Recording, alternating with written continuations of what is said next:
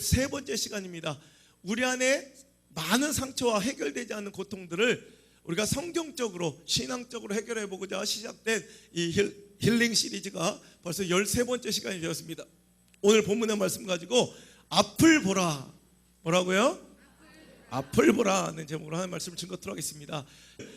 이삭의 이야기인데요, 이삭이 오늘 그랄 땅이라는, 그러니까 자기 고향, 자기 본토가 아닌 기근과 가뭄 흉년을 인해서 그가 떠나가다가 그랄이라는 곳에 머물렀습니다. 그런데 하나님께서 그에게 축복해 주신 거로 그랄 땅에서 농사를 지었는데 그 가뭄과 흉작 속에 다른 사람들은 다 골골하고 죽게 생겼는데 이삭만큼은 몇 배의 축복을 받았대요?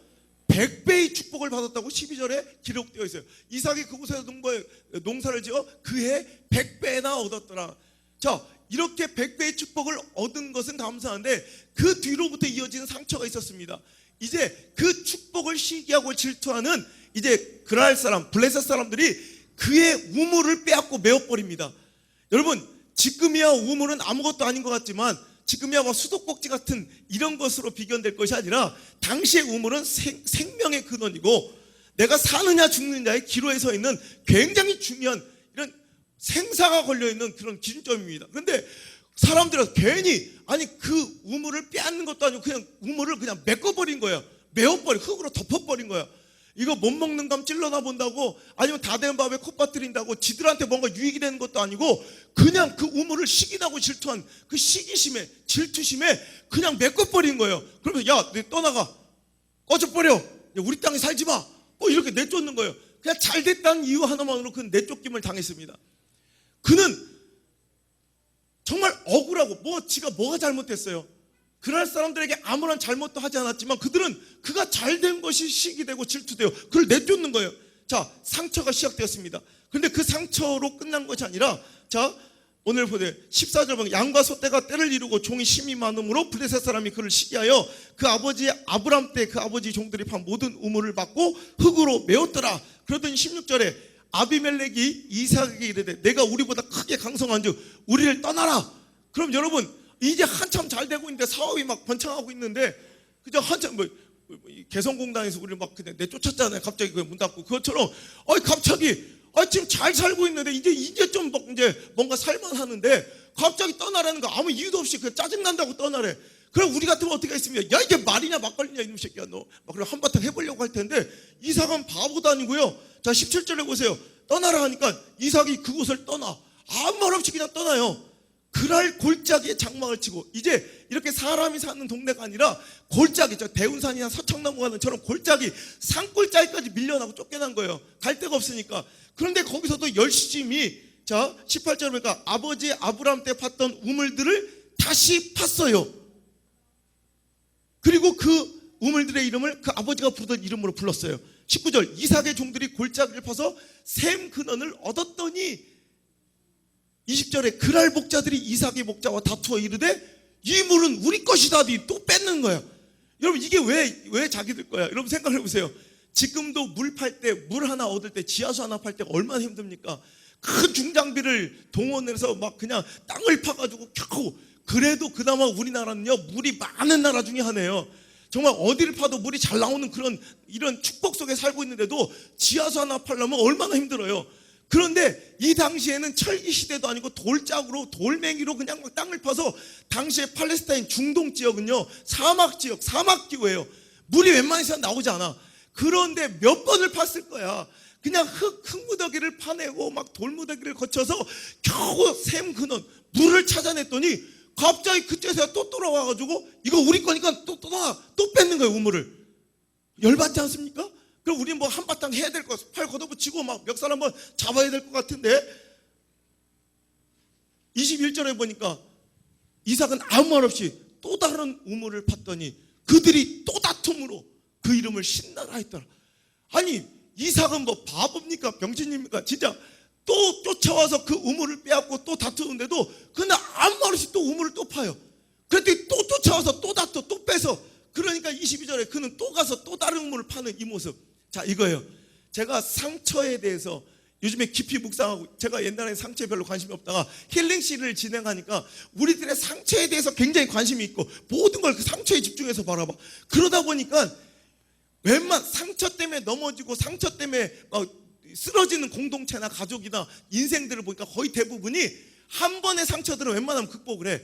웬만한 상처를 한 번쯤 오면 그게 극복을 하는데, 진짜 넘어질 때 보니까 동일한 종류의 상처가 계속해서 지속하고 똑같이 이어질 때 거기서 크로키 상태가 돼서 넘어지는 경우들이 많이 있더라는 거예요.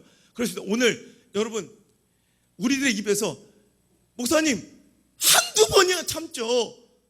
이제 더 이상은 못 참아요. 이제 지긋지긋해요. 뭔가 끝장을 내고 결판을 내야 되겠어요. 이번엔 정말 끝이에요 라고 한 번쯤은 말해봄직한 우리들의 말, 우리들의 이 언어 아닙니까?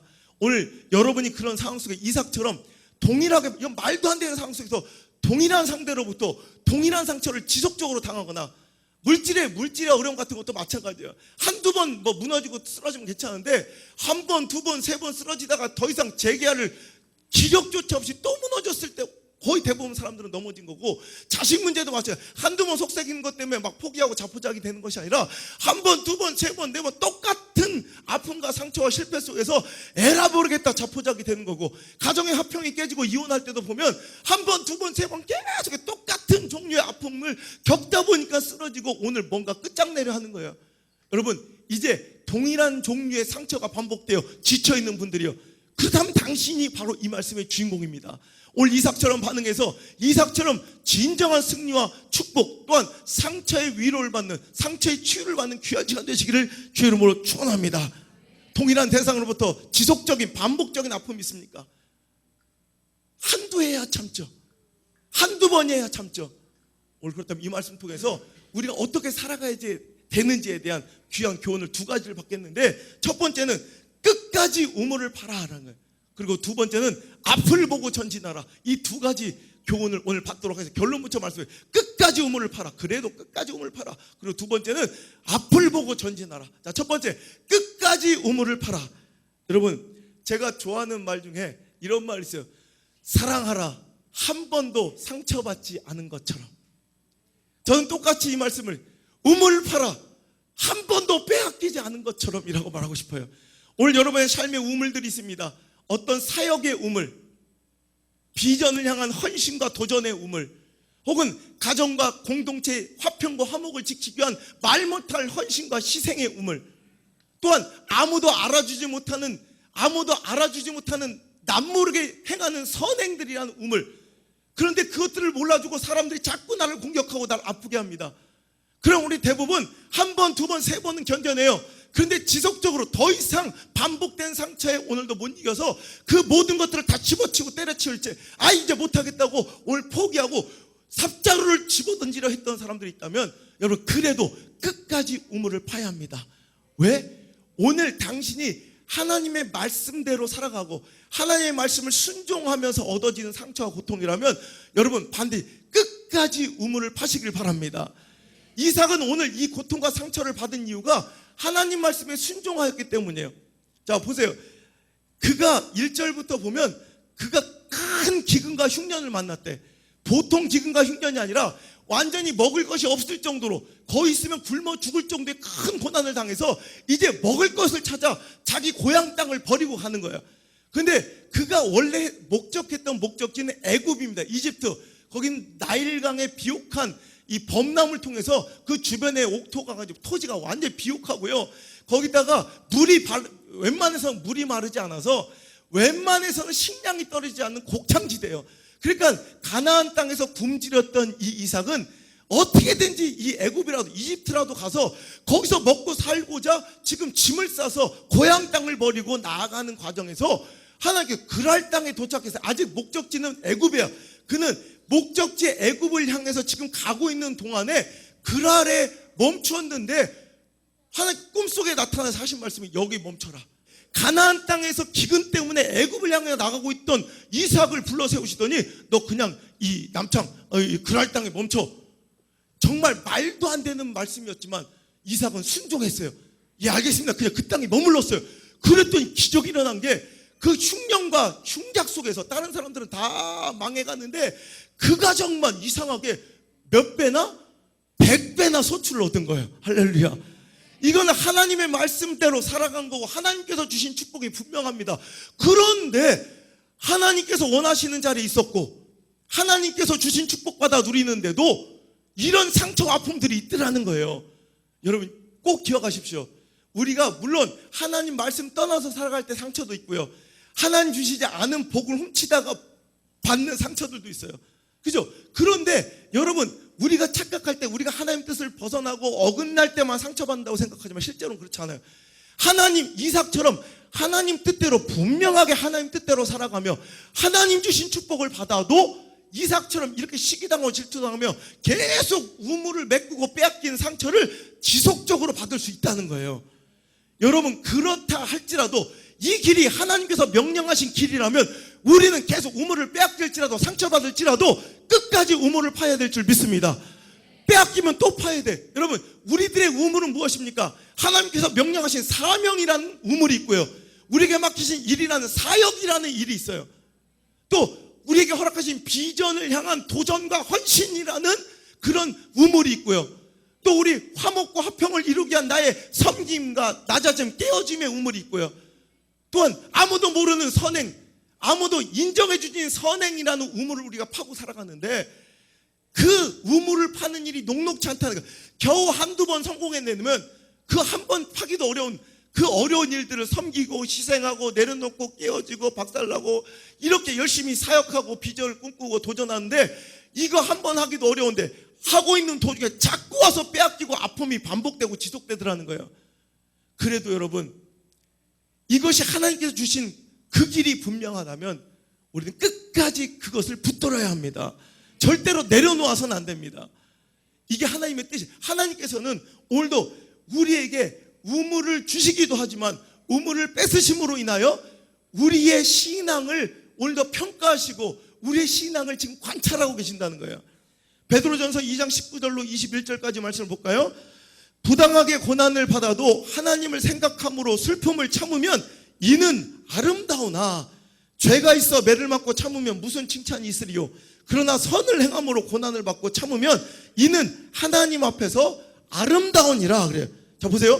부당하게 고난을 받아도 하나님 생각하고 슬픔을 참아 상처를 참아내면 아름답대요. 그런데 잘못해서 두드려 맞고 상처나는 거, 네가 잘못 선택하고 네가 잘못 결정하고 잘못 범죄해서 얻어진 상처라면 그건 당연히 받아요. 그건 당연한 거지. 그런데 실제로 하나님께서 관심 갖는 건 뭐냐면 선하고 의로운 길을 걸어가고 하나님께서 시키신 그 길을 내가 담당하고 오늘도 주님 뜻대로 일하는데도 불구하고 내가 그런데도 욕을 먹고 아플 때 있어요 없어요? 그런데 그걸 참아내야 아름다움이라는 거예요. 오늘 22절에는 극단적으로 21절에 이를 위하여 너희가 부르심을 받았으니 그리스도도 너희를 위하여 고난을 받으사 너희에게 본을 끼쳐 그 자취를 따라오게 하려 하셨느니라. 극단적으로 예수님께서는 예수님 스스로가 부당한 고난을 받으셨대. 왜? 우리의 본이 되기 위해서. 신앙은 무엇이냐? 부당한 고난을 받고 선을 행하면서 고통과 아픔, 상처를 받는 거, 이게 신앙이다라는 거예요. 예수님께서는 무슨 잘못 있고 허물이 있으셔서 십자가를 지셨습니까?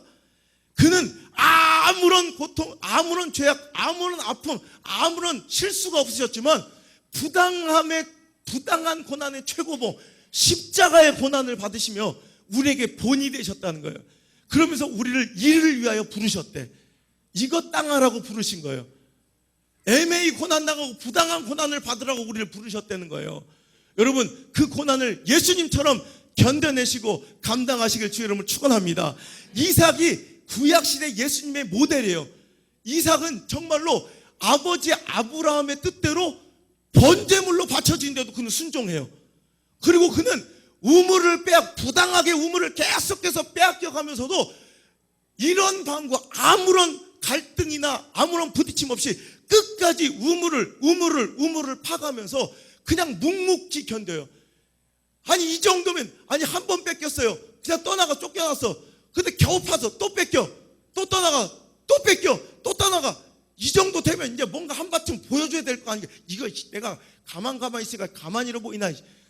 보자니까 보자기로 보이나 뭔가 해야 될 것, 뭔가 내가 액션을 취해야 될 것 같은 그런 순간에도 이삭은 묵묵히 또 우물을 파고 있습니다. 그랬더니 그 상처가 더 깊어집니까? 그 상처가 더 흉해집니까? 그 상처가 더 문드러지고 있습니까? 아니에요. 오히려 그렇게 바보같이 등신같이 그냥 끝까지 그 주어진 일에 최선을 다하며 우물을 팠더니 그 인생의 결말이 상처가 치유되고 회복되며 오히려 그 형통함과 축복의 스케일이 더 넓어지더라는 거예요. 자, 22절 마지막 한번 볼까요? 22절 읽겠습니다. 시작. 이삭이 거기서 옮겨 다른 우물을 팠더니 그들이 다투지 아니었으므로 이제는 여호와께서 우리를 위하여 넓게 하셨으니 이 땅에서 우리가 번성하리로다 하였더라. 르호봇이란 이름이 넓다, 광활하다, 크다란 뜻이에요. 오히려 뺏기고 억울하게 지나왔더니 그의 인생이 작아지고 초라해지고 몹쓸 인생 된 것이 아니라 뺏기고 억울하게 밀려오면서도 그냥 대항하고 부딪히지 않냐고 우물을 팠더니 결과적으로는 르호봇, 더 크고 광활한 축복의 산지에 하나님께서 그를 옮겨 놓으시더라라는 거예요. 여러분, 그는 완전하게 그 상처가 치유되었습니다. 다투고 빼앗기고 시기당하고 실투당하여 정말 뼛속까지 묻어있던 그 상처를 그는 완전히 치유하고 있어요. 이제 여호와께서 우리를 위하여 넓게 하셨으니 이 땅에서 우리가 번성하면 된다. 그 상처는 완전히 발갛게 해결됐다는 거예요. 여러분, 우리에게도 이런 정신이 필요합니다. 저는 목회자로서 그래요. 신앙인으로서 하나님께서 맡긴 사명과 사역을 감당함에 가장 필요한 마인드가 있다면 바로 이거예요. 사랑하라. 한 번도 상처받지 않은 것처럼 우리가 이렇게 살아가지 않으면 절대로 하나님께서 우리에게 맡기신 그 사역을 감당할 수 없을 때가 더 많다는 거예요. 하나님 주신 길입니까? 하나님 맡기신 것입니까? 절대로 반복되는 지속적인 상처로 인하여 중단하지 않기를 하나님께 지금 간절히 바라고 있음을 깨닫길 바랍니다. 그래도 또 해라. 너 일하다 상처받았니? 그래도 일해라. 한 번도 상처받지 않은 것처럼 일해라. 이거 되게 웃긴 얘기 같아요. 내가 열심을 다해 최선을 다해 헌신했니? 그러다가 상처받았니? 그럼 또 헌신해라. 한 번도 상처받지 않은 것처럼 또 나를 사랑하고 너에게 맡겨준 사명을 사랑하고 너에게 준 비전을 위해 헌신해라. 이 말씀이 되게 웃기게 보여도 그 말에 순종하여 끝까지 그 우물을 파고 다시 한번 예배자를 회복하고 다시 한번 주님 뜻대로 살아간다면 반드시 저와 같은 축복이 있을 줄 믿습니다. 오늘 거듭되는 상처로 힘이 드십니까? 더 이상은 안 될 것 같습니까? 그래도 우물을 계속 파야 되는 두 번째 이유는 반드시 끝이 있기 때문입니다. 여러분, 우리가 끝까지 우물을 파야 되는 두 가지 이유를 지금 배운 거예요. 첫 번째는 하나님 주신 길이고 사명이라면 끝까지 가야 되고, 또 하나, 두 번, 끝이 분명히 있기 때문에 오늘 우리는 끝까지 우물을 파야 된다는 거예요. 여러분, 이삭의 가장 큰 고통이 뭐였을까요? 우물을 파놓을 때마다 와서 빼앗고 자기와 다투는, 이거 내 거라고 말도 안 되게 뺏어가는 그 사람들을 보면서 이삭이 가장 힘든 건 뭐였을까요? 우물 파는 것보다 힘든 건 내일이 없는 거야. 이렇게 파봤자, 이렇게 살아봤자 뭐하냐고. 파면 또 뺏을걸? 파면 또 뺏을걸? 이거 끝이 없는 이 사람들의 도전과 갈등과 상처가 이 이삭에게는 가장 힘들었을 거라고. 여러분, 신앙생활하고 부부생활, 또 우리 자녀를 양육하는 데서 가장 힘든 게 뭔지 알아요? 이거 끝날 것 같잖아. 이 꼬라지로 평생을 살 것 같은 거야. 그럼 이렇게 살아서 뭐해? 그러니까 막 끝장내고 막 이혼하고 막 결별하고 아니면 막 그냥 자포자기하고 막 자살하고 이런 결론이 나오는 건데, 여러분, 마귀는요 자꾸 우리를 유혹합니다. 절대 끝나지 않아. 너 이런 식으로 끝까지 살 거야? 너 이렇게 끝까지 살 수 있겠어? 야, 그만둬. 너 이렇게 해봤자, 이렇게 몸부림쳐봤자 넌 반복돼. 똑같잖아 결국은. 그죠? 한 번 뺏겼어요, 또 팠어요, 또 뺏겼어요, 또 팠어요, 또 뺏겼어요, 또 팠어요, 또 뺏겼어요. 이 정도 되면 마귀가 이삭에게 딱 찾아와 공격했을 거라고. 야, 그만 파. 너 또 파봤자 또 찾아올 거야. 이거 끝나지 않은 싸움이야. 그 말에 만약에 이삭이 우물 파기를 중단했다면 이삭은 그냥 허접한 그 촌부로 끝났을 거예요. 하지만 이삭은 그럼에도 불구하고 끝까지 갔더니 결국에 22절 보니까 이삭이 거기서 옮겨 다른 우물을 팠더니 그들이 다투지 아니하였으므로, 결국에는 다투지 않을 때가 올 줄 믿으시길 바랍니다. 결국엔 끝이 있다는 거예요. 사람들은 이 마귀의 유혹에 너무 잘 쉽게 넘어가요. 오늘 당신이 가정 안에 문제가 있습니까? 물질의 문제가, 반복되는 물질의 문제가 있습니까? 정말 이렇게 살다 죽을 것 같아. 그러면 정말 차라리 죽는 게 더 나을 것처럼 우리를 유혹하고 우리를 이끌어가는 건 사탄이지만, 마귀지만, 절대로 하나님 우리에게 그런 방법으로 일하시지 않습니다. 반드시 끝이 있어요. 우리가 받는 상처, 분쟁, 분노, 우리 막 자살, 이혼, 막 그리고 자녀들과의 관계에 깨어진 박살남, 뭐 큰 갈등과 심한 상처들, 이 모든 문제들의 시작을 보면 바로 여기서 끝이 없다고 생각하네요. 야, 이런 식으로 내가 영원히 살 수는 없다고 생각하니까 오늘 뭔가를 내가 해결해야겠다고, 내가 끝장놓고 결판 봐야겠다고 생각하는 거예요. 여러분, 그게 잘못된 거예요. 네가 안 해도 돼요. 네가 안 해도 돼요. 가만히 있으면 반드시 하나님께서 그 끝을 주실 줄 믿습니다. 이렇게 여러분, 교인들도 보면요, 여러분 좋을 때는 되게 좋잖아요. 근데 정말 웃을 때는 너무 우스워. 진짜 어떨 때는 정말 말이 안 될 때는 너무 말이 안 되는 게 또 교인이야. 그럼 그때마다 그거를, 야, 내가 이렇게 일평생 막 죽을 때까지 내가 막 이렇게 살아간, 이렇게 생각하면 진짜 끝이 없어. 이러면 진짜 당장 그만두고 아니면 떠나야 돼. 그런데 여러분, 그렇잖아요. 반드시 끝이 있더라고. 반드시 끝이 있더라고. 여러분, 그 끝을 믿으시고 오늘 하나님께 인도하신 그 끝이 무엇인지를 반드시 확인할 수 있는 여러분 되시길 바랍니다. 내가 끝장내지 말고 하나님의 끝을 확인하는 여러분 되시길 바랍니다. 인생엔 두 가지 인생이 있어요. 끝이 없는 인생, 끝이 있는 인생이 있는 것이 아니라 끝이 다 있는데 그 끝을 보는 사람이 있고, 그 하나님 정하신 끝을 못 보고 내가 끝장내는 인생이 있을 뿐이에요. 오늘 하나님께서 허락하신, 계획하신 끝이 있을진데 그 끝을 반드시 목도하시는 저 여러분 되시길 간절히 바랍니다. 끝이 있으니까 하잖아. 여러분 마찬가지. 여러분 고통에, 여러분의 문제에 반드시 끝이 있는 줄 믿으시길 바랍니다. 그러니까 오늘 이 끝만 견뎌내면 반드시 아름다운 행복이 있어요. 그러니까 그것을 하나님께서 분명히 지금 차분하게 대기해놓고 기다리고 있을 테니 여러분, 내가 끝장내지 마세요. 내가 스스로 끝장내지 마시고 끝까지 우물을 파서, 오늘 당신에게 주어진 성실한 우물을 파서 여러분 그 축복을 꼭 맛보시기를 주의 이름으로 축원합니다. 자, 두 번째로 오늘 하나님께서 주신 두 번째 교훈은 앞을 보고 전진하라는 거예요. 여러분, 우리 상처도 지속되고 반복되는 이유, 반복되고 지속되는 상처 속에 우리가 어지럽고 인생이 비틀비틀거리며 포기하고 절망한 이유, 지나간 것들에 집중하기 때문이에요.